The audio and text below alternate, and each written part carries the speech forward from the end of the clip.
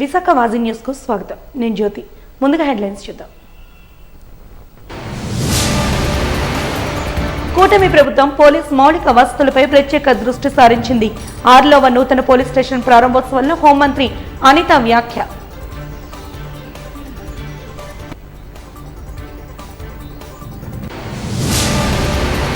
రక్షణ రంగంలో ఎన్ఏడి ఉద్యోగుల 36 మంది అక్రమ సస్పెన్షన్లు రద్దు చేయాలి. Defence coordination committee demand.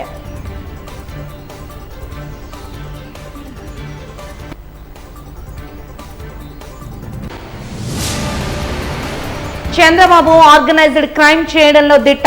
మాజీ మంత్రి గుడివాడ అమర్నాథ్ విమర్శ.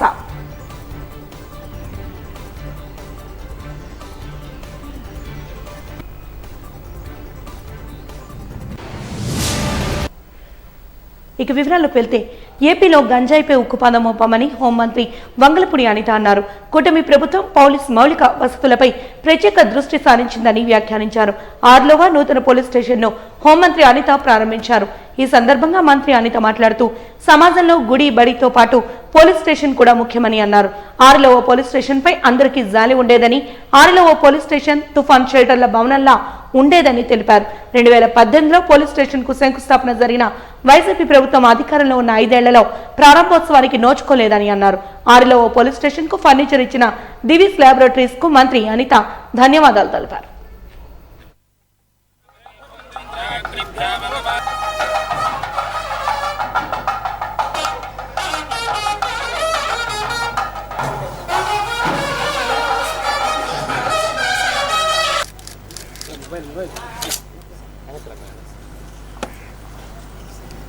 महोदय गॉड डायरेक्शन के लिए हाजिर है.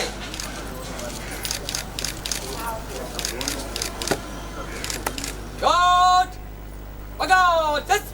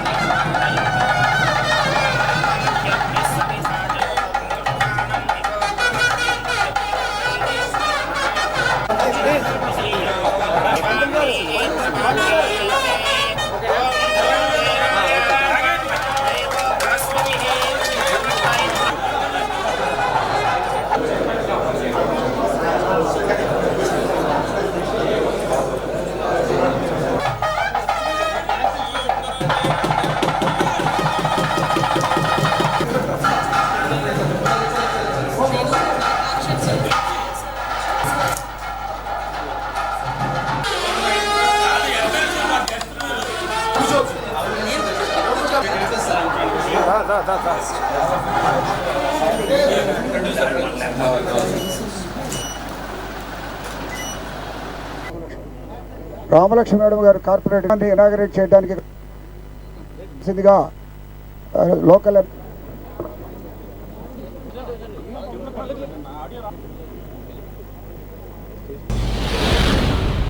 ఈరోజు ఒక మంచి కార్యక్రమం. ఈరోజు సొసైటీలో గుడి బడితో పాటు ఏదైతే ముఖ్యమో ఈరోజు లా అండ్ ఆర్డర్ మెయింటెనెన్స్కి కానీ జనాలందరూ కూడా ప్రశాంతంగా ఉండడానికి కానీ ఏదైతే అవసరమో ఈ పోలీస్ స్టేషన్స్ ఈరోజు ఇనాగ్రేషన్కి నన్ను కూడా ముఖ్య అతిథిగా ఇక్కడికి ఆహ్వానించినందుకు పోలీస్ డిపార్ట్మెంట్ వారికి, ఎస్పెషల్లీ విశాఖపట్నం సిపి గారికి ప్రత్యేకంగా ధన్యవాదాలు. అదేవిధంగా ఈరోజు ఈ కార్యక్రమానికి నాతో పాటు ముఖ్య అతిథిగా విచ్చేసిన మన లోకల్ మన ఎమ్మెల్యే మా అన్న వెలుగుపూడి రామకృష్ణ, మా డీసీపీ గారికి తిరుమలరావు గారికి, అదేవిధంగా డిఐజీ గోపీనాథ్ గారికి ప్రత్యేకంగా ధన్యవాదాలు. ఈరోజు ఈ కార్యక్రమాన్ని అంతా ఏర్పాటు చేసిన డిపార్ట్మెంట్ వాళ్ళందరికీ కూడా, ఇక్కడికి వచ్చిన పత్రికా విలేకరుల సోదరికి కూడా అందరికీ కూడా ధన్యవాదాలు. మీకు ఇక్కడ విషయం ఏంటంటే 6వ పోలీస్ స్టేషన్ అంటేనే విశాఖపట్నంలో ఉన్న అందరికీ కూడా ఒక రకమైన జాలి, ఎందుకో ఒక రకమైన సింపతి ఉండేదన్నమాట 6వ పోలీస్ స్టేషన్ అంటే. ఎందుకంటే ఒక తుఫాన్ షెల్టర్లో ఎప్పుడు పడిపోతుందో ఎప్పుడు ఉంటుందో తెలియని పరిస్థితిలో ఉండే పోలీస్ స్టేషను మరి ఎందుకంటే ఇంకా జాలిపడే పరిస్థితి ఎందుకు ఉండిచ్చిందంటే 2018లో దీనికి శంకుస్థాపన జరిగినా కూడా గత 5 సంవత్సరాల్లో కనీసం ఏమీ కూడా ఇనాగ్రేషన్కి కూడా నోచుకోకుండా ఉండిపోయిన పరిస్థితి ఈ ఆర్లో పోలీస్ స్టేషన్ తాలూకా పరిస్థితి.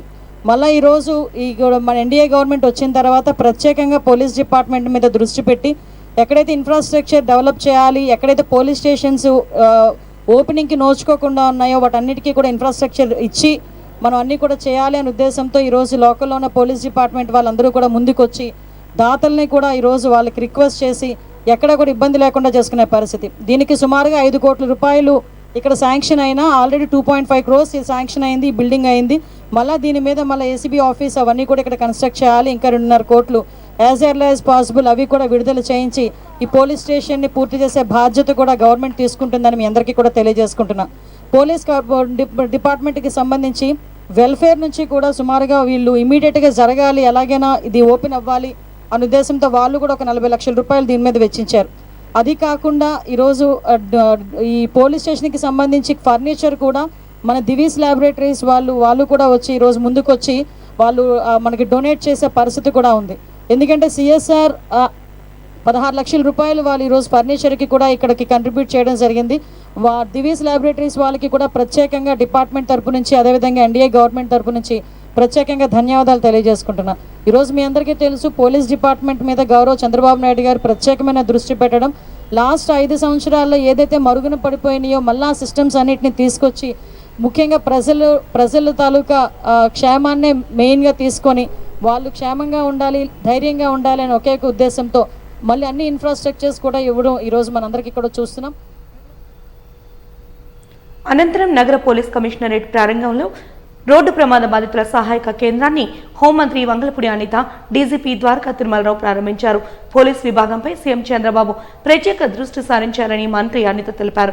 కూటమి ప్రభుత్వం వచ్చిన తర్వాత పోలీస్ విభాగంలో 0 నుంచి అభివృద్ధిని మళ్లీ మొదలు పెట్టామన్నారు. పోలీస్ విభాగ అభివృద్ధికి అందరూ సహకరించాలని కోరారు. విశాఖలో పలు అభివృద్ధి కార్యక్రమాలు ప్రారంభించుకుంటున్నందుకు సంతోషంగా ఉందని తెలిపారు. విశాఖ రోడ్డు యాక్సిడెంట్ బాధితులు సహకార కేంద్రాన్ని ప్రారంభించడం సంతోషమన్నారు. విశాఖ రోడ్డు ప్రమాదాల్లో బాధితులకు సహకారం అందించేందుకు కేంద్ర ప్రభుత్వం ముందుకు వచ్చిందని తెలిపారు. రోడ్డు ప్రమాద బాధితులు సహాయం కోసం 7995095793 టోల్ ఫ్రీ నెంబర్ను ఏర్పాటు చేశామని, ఆటోల వల్ల కొంత సమస్యలు ఏర్పడుతున్నాయని, ఆటో డ్రైవర్లకు ట్రాఫిక్ పరంగా శిక్షణ తీస్తున్నామని పేర్కొన్నారు. ఈరోజు మన సిపి గారు కూడా ప్రత్యేకంగా ఈ road traffic accident victims assistance cell అని చెప్పి ఒక సెల్ కూడా ఏర్పాటు చేయడం జరిగింది. ఎందుకంటే ఈరోజు చూస్తే యాక్సిడెంట్స్ చాలా విపరీతంగా పెరిగిపోతున్నాయి. ఇటువంటి యాక్సిడెంట్స్ పెరిగిపోయిన తర్వాత యాక్సిడెంట్ అయిన వాళ్ళకి ఇన్సూరెన్స్లు వచ్చే పరిస్థితి కూడా చాలా తక్కువగా కనిపిస్తూ ఉంది. ఎందుకంటే వాళ్ళకి ఓన్ సర్టిఫికేట్స్ ఇవ్వడం కానీ, డాక్టర్ దగ్గర నుంచి సర్టిఫికేట్స్ రావడం కానీ లేట్ అవ్వటం, అదేవిధంగా వాళ్ళు కోర్టుల చుట్టూ తిరిగే పరిస్థితి, వాళ్ళకి ఎలాగా ఇన్సూరెన్స్ అమౌంట్ తీసుకొచ్చుకోవాలో కూడా తెలియక చనిపోయిన తర్వాత చాలా రోజుల వరకు కూడా ఇన్సూరెన్స్ డబ్బులు కూడా రాక చాలా మంది ఇబ్బందులు పడి వాటిని వదిలేసుకునే సందర్భాలు కూడా మనం చాలా చూసాం. అటువంటి పరిస్థితుల్లో ఈరోజు ఇన్సూరెన్స్ల పరిస్థితి చూసుకుంటే చాలా తక్కువ మందికి ఇన్సూరెన్స్లు వచ్చినాయి. నాకు ఇందాక మన సిపి గారు కూడా ఒక లిస్ట్ అవుట్ చేసి ఇచ్చారు. ఓవరాల్గా చూడాలంటే దగ్గర మనకి ఒక యావరేజ్ను ఒక 500 కేసెస్ నమోదైనాయి అనుకోండి. అందులోని ఒక 30కి 40కి మాత్రమే ఇన్సూరెన్స్ అమౌంట్లు వచ్చే పరిస్థితి కనిపించా ఉంది యావరేజ్ అని చెప్పుకుంటే. అంటే అలాంటి బేస్ తీసుకొని ఈరోజు ప్రత్యేకంగా ఒక సెల్ ఏర్పాటు చేసుకొని ఎవరికైనా ఒక టోల్ ఫ్రీ నెంబర్ ఇచ్చి ఆ టోల్ ఫ్రీ నెంబర్లో ఎక్కడైనా యాక్సిడెంట్ జరిగిన తర్వాత ఆ యాక్సిడెంట్ ఇన్సూరెన్స్ డబ్బులు ఎలాగైతే రావాలి అనుకుంటున్నారో వాళ్ళు ఆ టోల్ ఫ్రీ నెంబర్కి కనుక కాల్ చేస్తే వాళ్ళ ఫైల్ ప్రొసీజర్ ఎంతవరకు ఉంది, ఫైల్ ప్రొసీజర్ కూడా ఎంత టైంలో కంప్లీట్ అవుతుంది అన్న వివరాలు కూడా మన పోలీస్ డిపార్ట్మెంట్ నుంచి ఆ విక్టిమ్ ఫ్యామిలీస్ కూడా వెళ్ళే ఒక మంచి పద్ధతి ఈరోజు ఇక్కడ ఇనిషియేషన్ తీసుకోవటం అనేది చాలా మంచి పరిణామం అండి. దానికి ప్రత్యేకంగా సిపి గారిని నేను అభినందిస్తున్నా. దానికి సంబంధించి టోల్ ఫ్రీ నెంబర్ కూడా 7995095793 ఈ టోల్ ఫ్రీ నెంబర్ని కూడా మేము కూడా అన్ని చోట్ల కూడా ఎగ్జిబిట్ చేస్తాం. దీన్ని డిపార్ట్మెంట్ వాళ్ళందరికీ కూడా ఇస్తారు. వీటితో పాటు మనం ఏంటంటే తొందరగా కోర్టుకు వెళ్ళే విధంగా వాళ్ళకి ఎటువంటి పేపర్స్ కావాలో అవన్నీ కూడా ఇవ్వడం. ఇందాకే నేను కూడా డీజీపీ గారు వీళ్ళందరితోనే డిస్కస్ చేశాను. కొన్ని ఇన్సూరెన్స్ పాలసీలు కూడా కొన్ని మార్పులు చేయాల్సిన అవసరం ఉంది. ఎందుకంటే ఇప్పుడు మైనర్లు ఎవరైతే ఉన్నారో వాళ్ళు డ్రైవ్ చేస్తే కనుక వాళ్ళ డ్రైవింగ్లో ఎవరైనా చనిపోతే ఇన్సూరెన్స్ రావడం అనేది చాలా కష్టంగా ఉంది. మనం అందులో చూసుకుంటే నేను అసెంబ్లీలో ఒక ఎమ్మెల్సీ గారు యాక్సిడెంట్లో చనిపోతే ఏలూరు దగ్గర ఆయనకి ఈ రోజు వరకు కూడా ఇన్సూరెన్స్ డబ్బులు వచ్చిన పరిస్థితి కనిపించలేదు. బికాజ్ మైనర్ యాక్సిడెంట్ చేసిన వ్యక్తి. సో ఇప్పుడు మనకి ఈ ఇన్సూరెన్స్ సిస్టంలో కూడా కొన్ని అమెండ్మెంట్స్ మనం చేయగలిగితే దాని మీద కూడా ఈరోజు గవర్నమెంట్ దృష్టి పెట్టి దాన్ని ఎలా ఓవర్కమ్ చేసి బాధితులకు ఎవరికైతే వాళ్ళకి insurance amount as early as possible వచ్చే విధంగా ఈరోజు పోలీస్ డిపార్ట్మెంట్ వర్క్ చేస్తుంది. దానికి సంబంధించి రూల్స్ ఏమైనా అమెండ్మెంట్ చేయాలంటే కనుక గవర్నమెంట్ కూడా ఈరోజు ఇనిషియేషన్ తీసుకునే పరిస్థితి ఉంది. అట్ ద సేమ్ టైం మేజర్గా వైజాగ్ సిటీలో ఎక్కువగా యాక్సిడెంట్లు అన్నవి వైజాగ్ సిటీలోనే కాదు స్టేట్ లెవెల్లో వైజాగ్ ఎక్కడైనా యాక్సిడెంట్ జరిగింది అన్నది ఓవర్ స్పీడ్ ఇవన్నీ ఒక ఎత్తు అయితే ఆటోలకు సంబంధించి కొంత ప్రాబ్లం అనేది చాలా ఎక్కువగా ఉంది. అది మీ అందరికీ కూడా తెలుసు. చాలా సందర్భాల్లో మీరు కూడా ఈ ఆటోల విషయంలోనే మాకు కాదా కంప్లైంట్ చేసిన సందర్భం.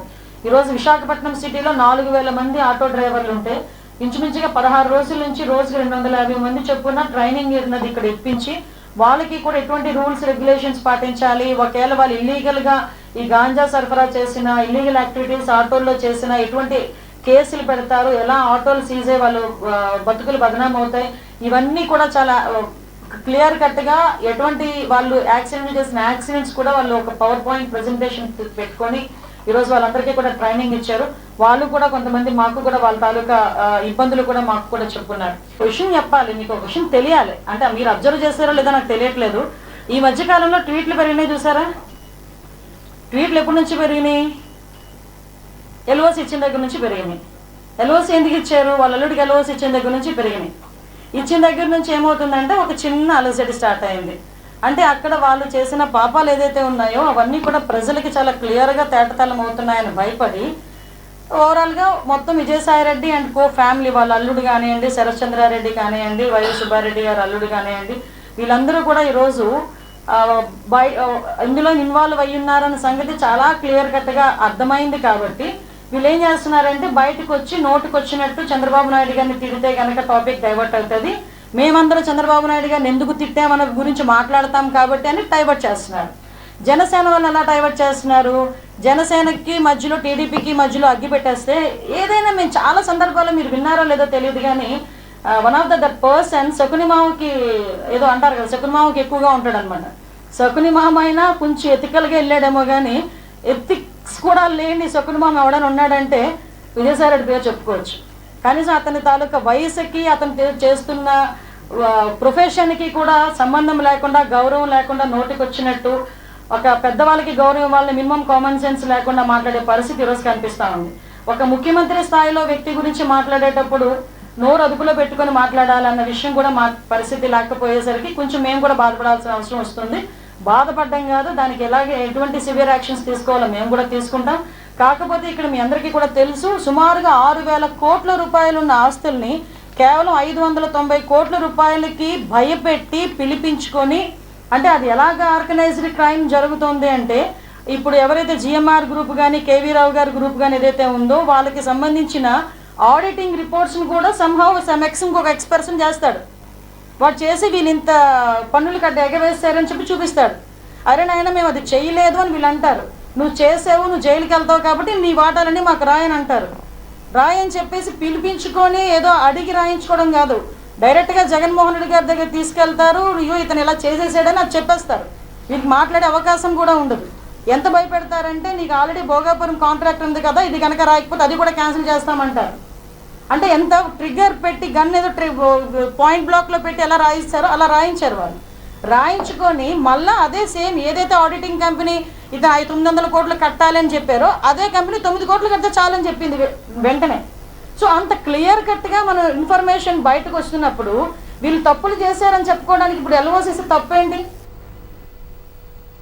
రాబోయే రోజుల్లో ఆంధ్ర యూనివర్సిటీ గత వైభవాన్ని తిరిగి పొందడమే కాకుండా భారతదేశంలో టాప్ 3 ప్రపంచ ర్యాంకింగ్స్లో టాప్ 100లో ఒకటిగా నిలిపేందుకు తాము కృషి చేస్తున్నట్లు రాష్ట్ర విద్య, ఐటీ, ఎలక్ట్రానిక్స్ శాఖ మంత్రి నారా లోకేష్ పేర్కొన్నారు. ఆంధ్ర యూనివర్సిటీ యాన్యువల్ అల్యూమినియం మీట్ను ఏయూ కన్వెన్షన్ సెంటర్లో నిర్వహించారు. ఆంధ్ర యూనివర్సిటీని అంతర్జాతీయ స్థాయిలో మేటిగా నిలపాలన్నది ముఖ్యమంత్రి చంద్రబాబు నాయుడు ఆశయమని తెలిపారు. ఈ కార్యక్రమానికి మంత్రి లోకేష్ గౌరవ అతిథిగా హాజరు కాగా L&T chairman SN Subrahmanyan, GMR group సంస్థల అధినేత గ్రంథి మల్లికార్జునరావు, ప్రముఖ ఆర్థోపెడిక్ వైద్యుడు పద్మశ్రీ డాక్టర్ ఎస్వి ఆదినారాయణరావు తరఫున ఆయన సతీమణి శశిప్రభ హాజరయ్యారు. మంత్రి నారా లోకేష్ మాట్లాడుతూ ఆంధ్ర యూనివర్సిటీ అంతర్జాతీయ స్థాయి విద్యా సంస్థగా ఆవిర్భవించాలన్న తన కోరిక ప్రభుత్వం, విశ్వవిద్యాలయ అధ్యాపకులు, విద్యావేత్తలు, ప్రత్యేకించి పూర్వ విద్యార్థులు, పారిశ్రామికవేత్తల సమిష్టి కృషితో సాధ్యమవుతుందని తెలిపారు. నేడు జాతీయ అంతర్జాతీయ స్థాయిలో విభిన్న రంగాల్లో ఏయూ పూర్వ విద్యార్థులు సాధించిన విజయాలు ఆంధ్ర విశ్వవిద్యాలయ వేసిన బలమైన పునాదికి నిదర్శనమన్నారు. ఇప్పుడు మీరంతా మాతృ సంస్థ రుణం తీర్చుకోవాల్సిన సమయం ఆసన్నమైందని పిలుపునిచ్చారు.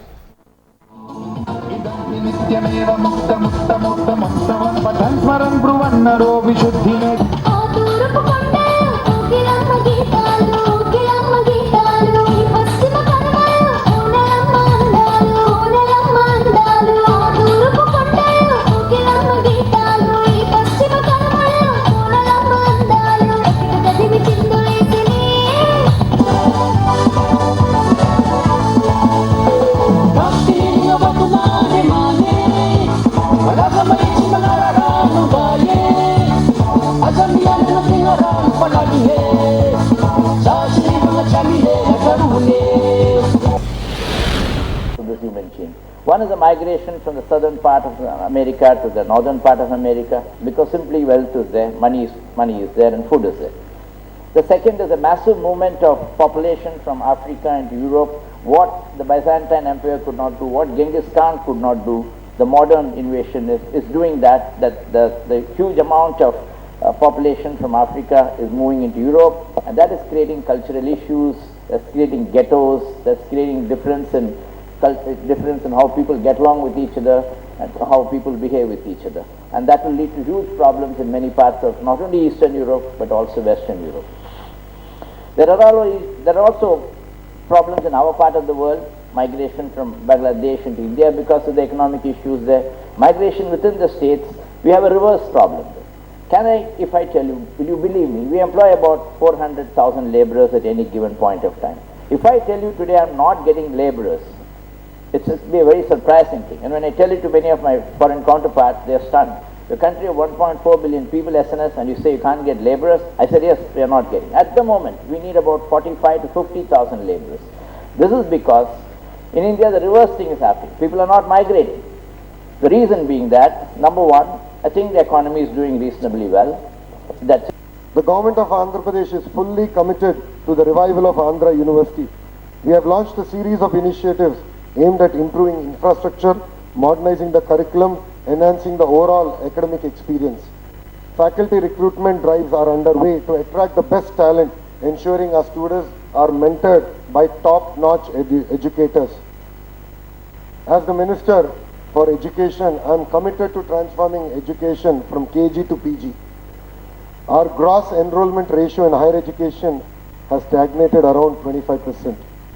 Our key initiatives include a curriculum overall, modernizing the curriculum to meet global standards, focused academics, ensuring teachers concentrate on teaching while administrative tasks are handled separately, adequate staffing, recruitment process will be expedited to ensure universities are adequately staffed, and maximizing funds by leveraging every available central, state and alumni funds for the development of higher education institutions.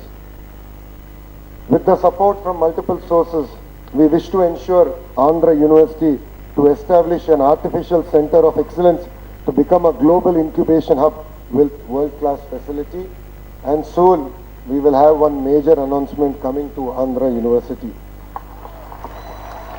Without hesitation, I'd like to give one stark reality and dichotomy. We at the universities and higher education institutions are taking students for 3-4 year graduation courses but miserably failed making them job ready. Whereas training centers elsewhere are able to make them job ready in 3-4 months. It's a serious problem to be addressed on a war footing, and we as state government are committed to it. Government of Andhra Pradesh has taken the prestigious project called Skill Census, wherein skills profile of all citizens are assessed, skill gaps are identified, and skill training shall be imparted for upskilling, reskilling, and to make them not only relevant for jobs, but to give them a lifelong journey of learning. Likewise, profiles of all students in the university shall be created with their passion, aspirations. A skill passport shall be created and connect them to the mentor industry for training and make them job ready. స్వప్న అలియా సహస్ర అనే మహిళ మధురవాడలో machine అహం బ్రహ్మాస్మి అనే పేరుతో ఆధ్యాత్మిక ఆశ్రమాన్ని ప్రారంభించి అనేక దురాగతాలకు పాల్పడుతోందని బాధితులు సత్యనారాయణ ఆరోపించారు. ఈ మేరకు డాబా గార్డెన్స్ ప్రెస్ క్లబ్లో నిర్వహించిన విలేకరుల సమావేశంలో వారు మాట్లాడుతూ ఆశ్రమాన్ని స్థాపించి తనకు తానుగా సద్గురు మాతగా ప్రకటించుకుని ఆశ్రమానికి వచ్చే వ్యక్తులను మానసికంగా లోబర్చుకుని కుటుంబ వ్యవస్థను విచ్ఛిన్నం చేస్తోందని ఆరోపించారు. విలేకరుల సమావేశంలో సంబంధిత వివరాలను వెల్లడించారు.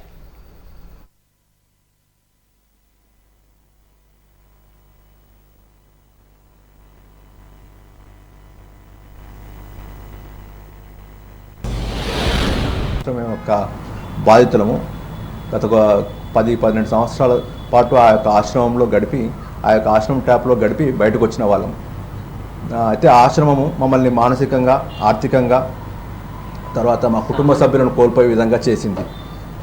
మాకు ఆశ్రమంలోకి వెళ్ళిన మేము బయటపడ్డాము, కానీ మా యొక్క కుటుంబ సభ్యులు ఇంకా అక్కడే చిక్కుకుపోయారు. మానసికంగా బంధించారు. వాళ్ళను ఆ యొక్క ఆశ్రమం యొక్క యాజమాన్యము మానసికంగా అక్కడ బంధించి వేసింది. మేము వాళ్ళని తిరిగి ఆశ్రమం నుంచి బయటకు వచ్చేసి మామూలుగా మా ఇళ్ళలో ఉండండి అని చెప్పి అంటే కనుక వాళ్ళు వినట్లేదు మాట. కాబట్టి ఆ యొక్క ఆశ్రమం కార్యకలాపాల గురించి మీకు చెప్పాలి అని అంటే వాళ్ళు వర్క్షాపులు కండక్ట్ చేసి మన ఆధ్యాత్మిక రంగంలో కొన్ని అంతుచిక్కని పదాలు, కర్మ, మోక్షము, జన్మ, లోకాలు, అమరత్వము, ఇలాంటి పదాలకు మేము వాళ్ళకు కొత్త పదాలను వాళ్ళ యొక్క మీనింగ్లో వాళ్ళు మొదటి వ్యక్తిని ఆకర్షించే విధంగా వాటికి అర్థాలను జోడించి వ్యక్తిని వాళ్ళ వైపు మళ్లించుకొని ఆ యొక్క ఆశ్రమం యొక్క పనుల కోసము వాళ్ళను ఉపయోగించుకుంటూ ఉంటారు. ఆ విధంగా మా యొక్క కుటుంబ సభ్యులు అక్కడ చిక్కుకుపోయారు. మేము రమ్మని చెప్పేసి అంటే మళ్ళీ తిరిగి మాపైనే పోలీస్ కేసులు పెట్టడం జరుగుతూ ఉంది.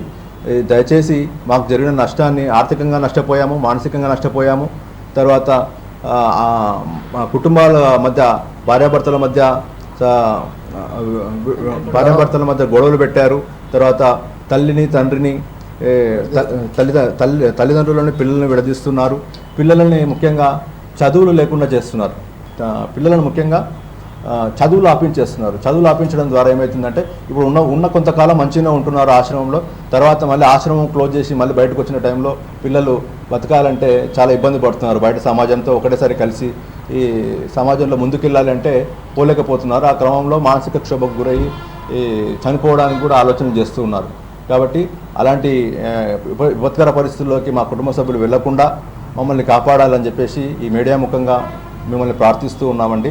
అలాగే మాలాంటి కుటుంబాలు కూడా ఈ యొక్క మాయమాటలు చెప్పి నమ్మించి ప్రజలను ఆకర్షించి ఆశ్రమంలో బందీలుగా ఉంచేటువంటి ఈ సంస్థల బారిన పడకుండా జాగ్రత్త పడమని చెప్పేసి మిమ్మల్ని ప్రార్థిస్తున్నాను. ఈ యొక్క ఇదే అండి ఆశ్రమం యొక్క ఆర్గనైజర్. రక్షణ రంగంలోని ఎన్ఏడి ఉద్యోగులు 36 మంది అక్రమ సస్పెన్షన్లను రద్దు చేయాలని 6గురిపై పెట్టిన పోలీస్ కేసులను ఎత్తివేయాలని కోరుతూ ఆదివారం డిఫెన్స్ కోఆర్డినేషన్ కమిటీ ఆధ్వర్యంలో నగరంలో బైక్ ర్యాలీని నిర్వహించారు. ఎన్ఏడి మెయిన్ గేట్ వద్ద నుంచి ప్రారంభమైన rally Meghadripeta, quarters, Gnanapuram, Allipuram road, Ambedkar circle మీదుగా జీవీఎంసీ గాంధీ విగ్రహం వరకు కొనసాగింది. అనంతరం అక్కడ సభను నిర్వహించారు. ఈ కార్యక్రమానికి defence coordination committee chairman Reddy Venkatrao, co convener P Gopalakrishna, CPM floor leader doctor B Gangarao, Visakha జిల్లా సిఐటియు ప్రధాన కార్యదర్శి ఆర్కేఎస్వి కుమార్ నాయకత్వం వహించగా ఈ సందర్భంగా వారు మాట్లాడుతూ విశాఖ రక్షణ రంగంలో ఎస్పీఏపీడీ ఉద్యోగులు ఎదుర్కొంటున్న సమస్యలను పరిష్కరించమని అడిగిన నాయకులు, కార్యకర్తలు, కార్మికులు 6గురిపై పోలీసులు కేసులు నమోదు చేశారని 36 మందిని అన్యాయంగా సస్పెండ్ చేశారని ఆరోపించారు. 6 మీద పోలీసులు పెట్టిన కేసులు ఎత్తివేయాలి.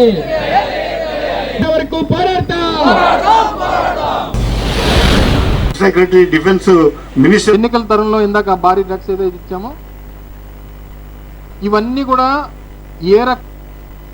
ఇటు చంద్రబాబు నాయుడు గారు కానీ, పవన్ కళ్యాణ్ గారు కానీ వీళ్ళందరూ ఇక్కడే ఉన్నారు. 2 రోజులు బట్టి ఇక్కడే ఉంటున్నారు కదా. కనీసం క్వశ్చన్ చేయాలి కదా. ఎంతమంది సస్పెండ్ చేయడం ఏంటి? ఒక యాజమాన్యం తప్పుడు విధానం తీసుకున్నారు అని చెప్పవలసినటువంటి వాళ్ళు కూడా ప్రజాప్రతినిధులు. వాళ్ళు అటువంటి ప్రజాప్రతినిధులు అడగకుండా మాకేం సంబంధం లేదు అన్నట్లు వెళ్ళిపోవడం అనేటువంటిది కూడా కరెక్ట్ కాదు. ఎందుకంటే ఈ రోజున ఆయన వచ్చింది కూడా ఇండస్ట్రీస్ పెంచుతాము, ఇవి చేస్తామని చెప్పేటువంటి పద్ధతుల్లోనే ఇక్కడ మీట్లన్నీ సమిట్లు అయ్యాయి.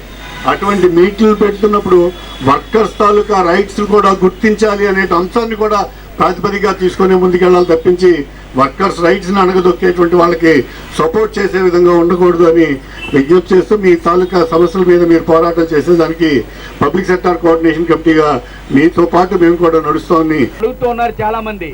రక్షణ రంగం ఏంటి, అందులో ఉద్యోగస్తుల్ని సస్పెండ్ చేయడం ఏంటని. ఈరోజు గవర్నమెంట్ పాలసీలు అలాగున్నాయి. ఎవడో కూడా నోరెత్తి మాట్లాడకూడదు అనేటట్టుగా పైనుంచి చట్టాలు చేస్తూ ఉన్నారు. కార్మికులు మాట్లాడకూడదు, మీరు ఎదురు తిరిగినా మాట్లాడినా ప్రశ్నిస్తున్నా మిమ్మల్ని ఉద్యోగాలను తీసేస్తాం, తొలగిస్తాం, వేధింపులకు గురి చేస్తామని. ఓ పక్కనేమో ఎదురు తిరగండి, ప్రశ్నించండి అని చెప్తూ ఉంటారు. మరో పక్కన ప్రశ్నిస్తే ఇటువంటి వేధింపులు, దాడులు, కక్ష సాధింపు చర్యలకి పూనుకుంటున్నారు. గత ప్రభుత్వం నిర్మించిన రుషికొండ ప్యాలెస్ ను రాష్ట్ర మ్యూజియంగా చేయాలని ఎమ్మెల్యే వంశకృష్ణ శ్రీనివాస్ కి బుద్ధిస్ట్ మాన్యుమెంట్ వెల్ఫేర్ అసోసియేషన్ ఉపాధ్యక్షులు ఎం మల్లయ్యరాజు, ప్రధాన కార్యదర్శి కొత్తపల్లి వెంకటరమణ వినతి పత్రాన్ని అందించారు. ఈ మేరకు వారు మీడియాతో మాట్లాడుతూ ఇటీవల ముఖ్యమంత్రి అమరావతిలో ఒక ప్రభుత్వ కార్యక్రమంలో దక్షిణాది రాష్ట్రాల జనాభా గురించి మాట్లాడుతూ ఆంధ్రలో తమ జనాభా సంఖ్యను పెంచుకోవాలని చెప్పడం దార్శనికునికి ముందు చూపును సూచిస్తుందన్నారు. కేంద్ర ప్రభుత్వం ముఖ్యంగా ఫైనాన్స్ కమిషన్ కేటాయింపుల్లో జనాభా ప్రాతిపదికన నష్టపోతామని ముఖ్యమంత్రి గ్రహించి చర్యలు తీసుకోవడం ఆనందం కలిగించిందన్నారు. తెలుగు జాతి చరిత్రలో ఆనాటి మద్రాసు రాష్ట్రంలోని విశాఖపట్నం, శ్రీకాకుళం జిల్లాలు గంజాం తెలుగువారికి గొప్ప ఆభరణాలను తెలిపారు. ఈ ప్రాంత చరిత్రలో క్రీస్తు పూర్వం బౌద్ధ, జైన మతాలు అమరావతి కంటే ముందు నుండి ఉన్నాయని గుర్తు చేశారు. జగన్మోహన్ రెడ్డి గారు రుషికొండ కొండపైన పర్యావరణాన్ని కూడా పక్కన పెట్టి ఒక ప్యాలెస్ నిర్మాణం జరిగింది. ఆ ప్యాలెస్ ప్రజాధనంతో కోట్లాది రూపాయలతో అత్యున్నతమైన ప్యాలెస్ని నిర్మాణం చేసింది ఆనాటి ప్రభుత్వం. ఈనాటి ప్రభుత్వాన్ని మేము కోరుకునేది ఏంటంటే కోట్లాది రూపాయలు ప్రజాధనంతో కట్టిన ప్యాలెస్ని రాష్ట్ర మ్యూజియంగా చేయాలని మేము కోరుకుంటున్నాం. ఈ సందర్భంగానే రాష్ట్ర తెలుగుదేశం నాయకులైనటువంటి ఎమ్మెల్యే గారు పల్లా శ్రీనివాస్ గారిని, అదేవిధంగా బీజేపీ నాయకులు విష్ణుకుమార్ రాజు గారిని, ఇప్పుడు వంశకృష్ణ శ్రీనివాస్ గారిని మేము కలుస్తూ ఉన్నాం. కారణం ఏంటంటే కూటమిలో ఉంది ప్రభుత్వం. ఈ కూటమి ప్రభుత్వం ఈ యొక్క ప్యాలెస్ని రాష్ట్ర మ్యూజియం చేయడం వల్ల కారణం ఏంటంటే రాష్ట్రంలోని ఎన్నో అద్భుతమైనటువంటి కళాఖండాలు క్రీస్తు పూర్వం నుంచి బుద్ధుడి దగ్గర నుంచి అన్నీ కూడా అవశేషాలు ఈ భూమిలోనే ఉన్నాయి. కొన్ని వందల వేల సంవత్సరాల సంస్కృతి మనది ఉంది ఈ ఆంధ్ర రాష్ట్ర సంస్కృతి. దాని ఉదాహరణగా మనకి మ్యూజియం కావాలి. ఇప్పటికే రాష్ట్రం 2014 విడిపోయిన తర్వాత మన మ్యూజియం హైదరాబాద్లో ఉండిపోయింది. కానీ రాష్ట్రానికి ఈ రోజు వరకు కూడా మనకి మ్యూజియం లేదు. కాబట్టి రాష్ట్ర రాజధాని కోసం ఈరోజు ఈ ప్రభుత్వం ఎంతైతే కృషి చేస్తుందో ఈ రాష్ట్ర మ్యూజియం కూడా కావాలి. కాబట్టి అత్యున్నతమైనటువంటి ప్లేస్ కాబట్టి దాన్ని ఇక్కడ ఏదైతే విశాఖపట్నం ఉందో విశాఖపట్నంలో ప్యాలెస్ని రాష్ట్ర మ్యూజియం చేసి మన చరిత్రని ఖండాంతరాలు కూడా తెలియజేయాలని నేను ప్రభుత్వం. ముఖ్యమంత్రి చంద్రబాబు నాయుడు అధికారం కోసం ఎంతటి నీచానికైనా దిగజారుతారంటూ మాజీ మంత్రి గుడివాడ అమర్నాథ్ మండిపడ్డారు. గత ఎన్నికల సందర్భంగా డ్రగ్స్ తో ఓ కంటైనర్ విశాఖకు వచ్చిందని, వైఎస్ఆర్సీపీ ప్రభుత్వంపై వైఎస్ జగన్మోహన్ రెడ్డిపై తప్పుడు ప్రచారం చేశారని ఈ సందర్భంగా గుడివాడ అమర్నాథ్ గుర్తు చేశారు. విశాఖలోని లాసెన్స్ బే కాలనీలో పార్టీ కార్యాలయంలో ఏర్పాటు చేసిన విలేకరుల సమావేశంలో ముఖ్యమంత్రి నారా చంద్రబాబు నాయుడుపై అమర్ విమర్శలు గుప్పించారు.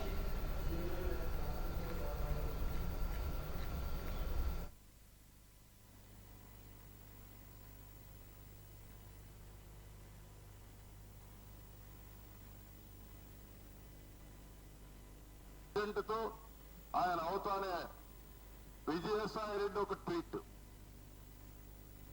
వీళ్ళు ఎక్కడికి వచ్చారో నాకైతే అర్థం కావలేదు. ఇప్పుడు కంటైన్మెంట్ ఎక్కడి నుంచి స్టార్ట్ అయ్యింది? బ్రెజిల్ నుంచి స్టార్ట్ అయ్యింది. వైఎస్ఆర్ కాంగ్రెస్ నాయకుడు ఈ స్టేట్మెంట్ చూడండి క్లియర్ గా. Congratulations to Louis Inácio Lula డా Silva on being elected as the new president of Brazil, hoping that the new government will strengthen democratic administration. 25,000 కేజీల డ్రగ్స్ ని మీరు ఒక్కసారి ఆలోచించుకోవాల్సిన అవసరం ఉంది. ఎలక్షన్ కోడ్ వచ్చింది. అధికారం ఎలక్షన్ కమిషన్ లోకి వచ్చిన తర్వాత విషయాన్ని కూడా ఈ సందర్భంగా గుర్తు చేస్తున్నా. బ్రెజిల్ నుంచి వచ్చినటువంటి ఒక షిప్ లో ఆ కంటైనర్ ద్వారా 25,000 కేజీలు ఇన్యాక్టివ్ డ్రైడ్ ఈస్ట్, ఆల్మోస్ట్ 25 టన్నులు, అంటే 25,000 కేజీలు. దీంట్లో నార్కోటిక్ సబ్స్టెన్సెస్ ఉన్నాయని చెప్పి వారికి ఉన్నటువంటి డిటెక్టివ్ మెకానిజం ద్వారా పట్టుకున్నాం అనేటువంటిది వారు ఇచ్చినటువంటి ఒక ప్రెస్ రిలీజ్ ఇది. సో దీనికి ఎప్పుడైతే ఈ ప్రెస్ రిలీజ్ వచ్చిందో మరుసటి రోజు నుంచి చంద్రబాబు నాయుడు గారికి సంబంధించినటువంటి మీడియా ఛానల్స్లో కానీ పత్రికా సంస్థల ద్వారా కానీ వైఎస్ఆర్ కాంగ్రెస్ పార్టీ మీద ఏ రకంగా దుష్ప్రచారం చేశారు, ఏ రకంగా ఇదంతా కూడా వైఎస్ఆర్ కాంగ్రెస్ పార్టీకి సంబంధించినటువంటి డ్రగ్స్ అని, ఎన్నికల సమయంలో దీన్ని తీసుకొచ్చారని, తద్వారా వీటిని అమ్మి ఈ డబ్బు అంతటిని కూడా ఎన్నికల్లో ఉపయోగిస్తారని ఒక తప్పుడు ప్రచారాన్ని ఆర్గనైజ్డ్ గా వైఎస్ఆర్ కాంగ్రెస్ పార్టీ మీద జగన్మోహన్ రెడ్డి గారి మీద చేసేటువంటి ప్రయత్నం చేశారు. మీ అందరికీ తెలుసు. అయితే అనేక సందర్భాల్లో మేము చెప్తూ వచ్చాం, వైఎస్ఆర్ కాంగ్రెస్ పార్టీకి దీనికి సంబంధం లేదు, దీంట్లో మా పాత్ర లేదు, మా ప్రభుత్వంలో ఉన్నటువంటి పెద్దలకు సంబంధాలు లేవు, ఇది పూర్తిగా తెలుగుదేశం పార్టీ కూటమి పార్టీలు చేస్తున్నటువంటి దుష్ప్రచారం మాత్రమే అనేటువంటివి అనేక సందర్భాల్లో చెప్పాం. నిన్న సిబిఐ కూడా అది తేల్చింది, అందులో ఏమీ లేదని చెప్పింది. అది కేవలం డ్రై ఈస్ట్ మాత్రమే అనేటువంటి చెప్పింది. ఇది ఆక్వా రంగానికి సంబంధించినటువంటి ఫీడ్కి ఉపయోగించేటువంటి మెటీరియల్ అనేటువంటి మాత్రమే వారు చెప్పింది. కస్టమ్స్ కి దాన్ని విడిచిపెట్టమని చెప్పి క్లియరెన్స్ ఇచ్చింది. అన్ని ఇచ్చిన తర్వాత మాకు మాత్రం ఇంకా కొన్ని అనుమానాలు ఉన్నాయి. వైఎస్ఆర్ కాంగ్రెస్ పార్టీ మొదటి నుంచి చెప్తా ఉంది, దీని వెనకాతలు ఉన్నది ఎవరు? మొదట మా తాలూకా మెకానిజం యూజ్ చేసి ఇందులో డ్రగ్స్ ఉన్నాయని చెప్పినటువంటి సిబిఐ ఈరోజు ఇందులో ఎవరో లేరనేటువంటిది ఎందుకు చెప్తా ఉంది? ఇందులో అసలు డ్రగ్సే లేవని ఎందుకు చెప్తా ఉంది? ఇది చెప్పడానికి 8 నెలల సమయం ఎందుకు పట్టింది? ఇప్పుడు ఉన్నటువంటి టెక్నాలజీ రంగంలో ఈ పరిస్థితుల్లో మీకు ఇది డ్రగ్స్ కాదని చెప్పడానికి ఇన్ని మాసాలు ఎందుకు పట్టింది? దీనికి సంబంధించినటువంటి రుజువుల్ని మీరు ప్రజల ముందు పెట్టడానికి కానీ, లేదా అసలు ఇందులో ఏమీ లేదని చెప్పడానికి ఇంత సమయం ఎందుకు పట్టింది? ఇన్ని ప్రశ్నలు ఈరోజు ప్రజలు అడుగుతా ఉన్నారు. వాజింగ్ న్యూస్ ముగించే ముందు హెడ్లైన్స్ మరొకసారి చూద్దాం. కూటమి ప్రభుత్వం పోలీస్ మౌలిక వసతులపై ప్రత్యేక దృష్టి సారించింది. 6వ నూతన పోలీస్ స్టేషన్ ప్రారంభోత్సవంలో హోంమంత్రి అనిత వ్యాఖ్య.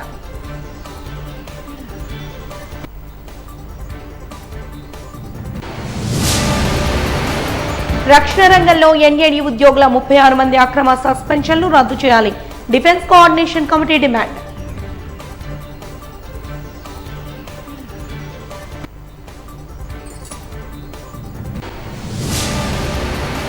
చంద్రబాబు ఆర్గనైజ్డ్ క్రైమ్ చేయడంలో దిట్ట. మాజీ మంత్రి గుడివాడ అమర్నాథ్ విమర్శ.